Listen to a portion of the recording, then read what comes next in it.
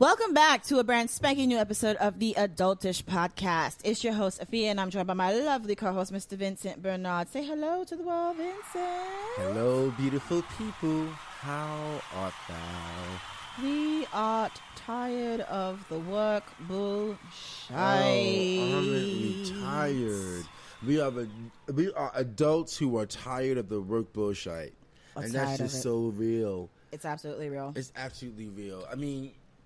Take it away, Vincent. Girl, take it away. Yeah, I just get into it. You know, we've had several conversations about adulting and work, and it's kind of like an ongoing thing that we do because you know we're young adults who work and we have careers and all that other stuff. We're using our college degrees and whatnot, but. Afiya and I, we're at points in our careers as young adults in which both of the companies that we work for are going through these major reconstructions and reorganizing, and maybe not major, but at least departmental. Yes, to the point where it's really affecting both of our sense of happiness or scope of happiness, if you will, when it comes to the work world. Exactly, and it's just. I mean, the both of us could sit here and fill your ears up with what we are dealing with. All the bullshit, all the red tape and the extra heaped on work that we have to deal with. But goddamn, it's an issue. It's absolutely an issue. So if you guys recall, every time, or most times, not every time, but most times when I talk about how, you know, Vincent and I haven't been able to record, it's because of this shit. It's because, exactly. Right? This stuff is keeping us from being able to come home at reasonable hours at night. Right, yeah. Filled with stress. Mm-hmm. Having to deal with the side effects of, like, other people's bullshit. Yes. Creating. Yes.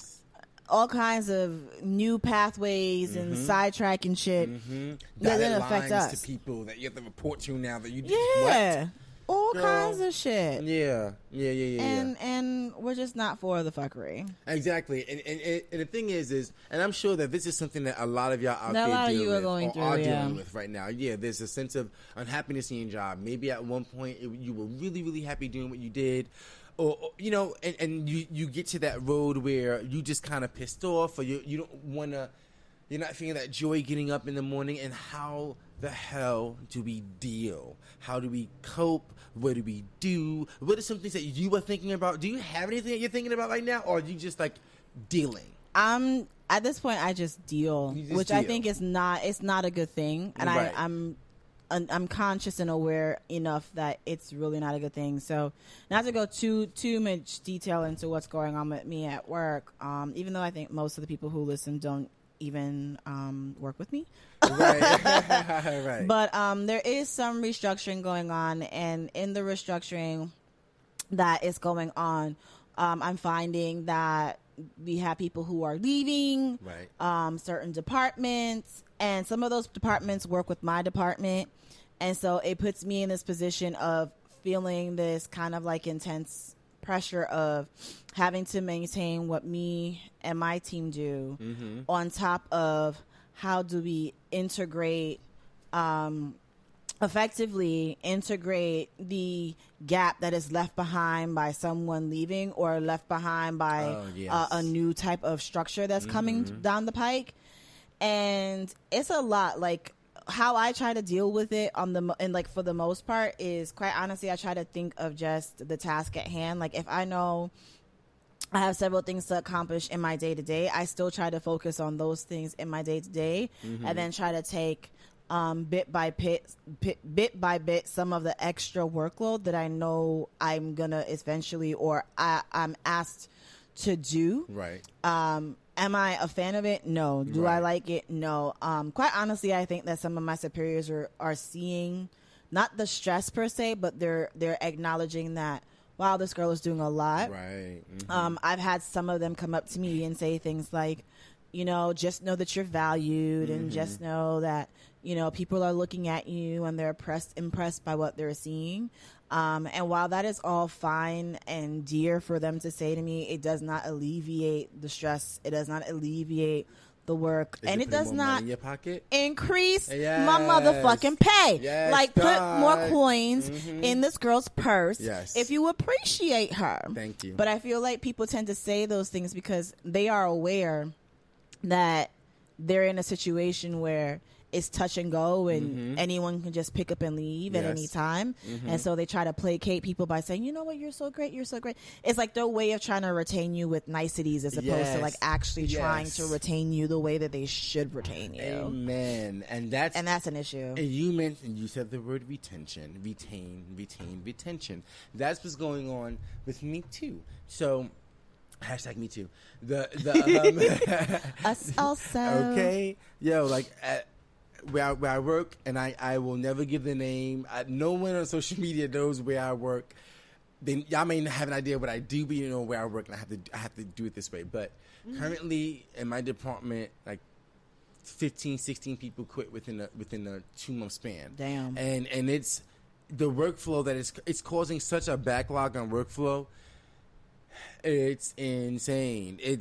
And I work in communication, so everyone's needs are funneled through my team, myself and my team. So it's a lot of work, and it's everyone doubling up, and I'm doing both digital and print work, and I'm basically doing the jobs of like 2.5 people, right? You know what I'm saying, for this one body. Been there. And the company that I work for.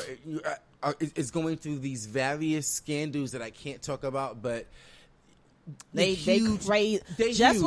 Just know that I'm telling y'all these scandals hella crazy. Yes, like newsworthy scandals. Newsworthy. Like it's in Business Insider, it's in the Times.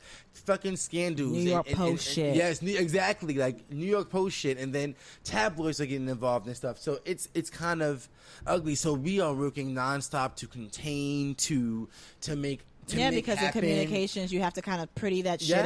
Yes. You got to spin. Yes, you have to spin it without condoning, without protecting that person and protecting yourself and the company. So it's been such a great deal of. And at the top is all this reorganization. So I'm reporting to different people. Actually, the person I report to now is actually kind of a good friend of mine. So that works out well for me. But the workflow is so crazy that nobody on the team is able to be happy anymore because we're tethered to our desk, and it feels kind of at times sweatshoppy. Like it's this. And then I work for someone who we think has Asperger's disorder, Asperger's, whatever that is, syndrome, whatever. Asperger's, and we don't know what it is, but it's some neurological development thing. You see, guys, like I'm surrounded by neurological shit all the time. If it's not friends who are dealing with people with disorders, I report to someone who has a disorder, and there are a lot of times where those issues create such chaos within the team. Chaos because this person does this thing where they divide and conquer. So you'll have one side of the team believe in one and the other side of the team believe in the other. But what this person doesn't know that I report to is that we are a cohesive team and we like each other. We get along, we hang out. She don't know that. So she, I really engage she don't know that. But so when we get the tea and we compare and contrast notes, it's like, wait a minute.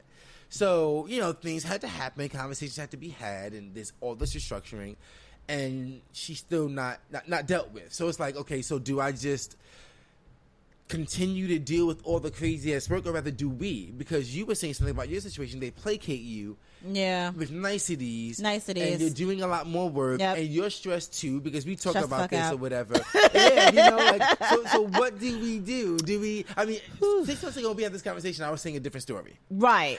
And let me just also say, I still love my job, I love what I do, and I love my coworkers. I will say that. But I do understand that it is a cultural issue that I still am navigating successfully. However, the lack of staff and the leaving staff is creating just a hectic environment. Yes. It's not even like a hostile work environment. It's just like hectic. Yes. Yo, if all day this girl has just been dropping these gems, I have to be like, yes. Just completely clear. Yeah, it's not hostile. Like, it's not like you don't want to work there. You want to work there, but it's just too much bullshit. It's too much confusion. And I feel like it's almost the same at my job.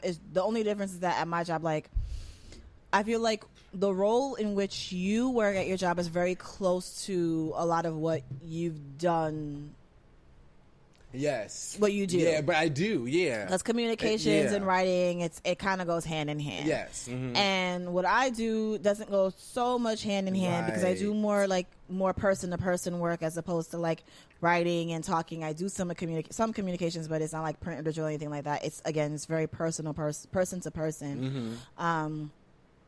And we deal heavily with like making sure that we're trying to hit these numbers. And the issue that we're having right now is that like there is this big overhaul. Well, actually, no, it's not. Okay, so they're trying to do this overhaul at work in order for us to compensate for what other people aren't doing. Right. And that's a big issue for me because it seems as though like other places or, like other people or other things aren't doing what they're supposed to do. And so a lot of pressure is coming onto me and my team like, hey, we got to compensate for what these people aren't doing, what that people aren't doing. And then in addition, so that's like on, let's say like a macro level. And then like on a micro level, like within the departments that I work in, it's the same shit. So it's like on a big level, like as a whole, my job, like we're trying to compensate for shit that's not happening. And then on like in the in-between and the minutia between everything, we're still compensating for folks who just aren't pulling their weight with the work. And I find that I'm constantly, not constantly, but I'm often enough or frequently enough being asked like either my opinion on how to do something or if I have done something or if I could communicate to someone to do something. And I'm kind of sitting there like, that's not my job. That's not in my job description. And while I appreciate that you guys can see me as a person who works both effectively and efficiently, you are not compensating me for all of this additional work. Like I appreciate that you guys can see me as a resource. Like you can see Afiya as a person, she can get the job done. And we totally appreciate that she can get the job done and she's super helpful. But I also feel like in times like this with corporate restructurings and with people doubling on the work like how they're doing with you at your job, they tend to take a person's ability to be super efficient and super good at their job and also having good relationships with people at the job. You find that seniors and management tend to take advantage of that and they look at like, oh, well, Vincent's like really good at this. So you know what? If we have extra work coming down the pipeline, I know if I give it to him, he'll get it done. Exactly. But that's not your job to do two people's job. Exactly. You know what I mean? And it's not my job to do three people's jobs either. You know what I mean? And again, you see them trying to save themselves, and a lot of this is people trying to save themselves. And me, I legitimately, and I will use the term, I hate the fact that bullshit that happens at the top always affects people at the bottom more than anyone else in an organization. Yes. Right? The people at the top, their bullshit affects those on the bottom of the totem pole. That's how it affects people. And it's like that trickle down economics type bullshit. Is that trickle down corporate business bullshit. Because the folks at the top, they can still sleep at night because they're still making, X amount of money that they're making, on a yearly basis. And they're all they need to do in order to be well and safe in their positions is make sure everyone underneath them does the grunt work. Exactly. And so I'm in a situation right now where I feel like I'm kind of like expected to do a lot of grunt work in order to make like more senior people look good to even more senior people to even more senior people. And it's like at the end of the day, I'm going to have managers getting bonuses because, like your team did this really good job, give you a bonus, but then where the fuck is my accolades and like, where is my shit, And again, I'm on this team where I have people on senior teams that are like, we appreciate you, we value you. And I'm like, value me now. And as someone, a senior person said to me or about me months ago, like, give me my flowers now and not later. Because as you said, retaining, that is the name of the game. And I feel like a lot of these corporations, a lot of these organizations, they spend more time thinking about just acquiring people and less time about retaining people. And when you retain good people, then you don't have to spend as much time trying to find new people and train new people.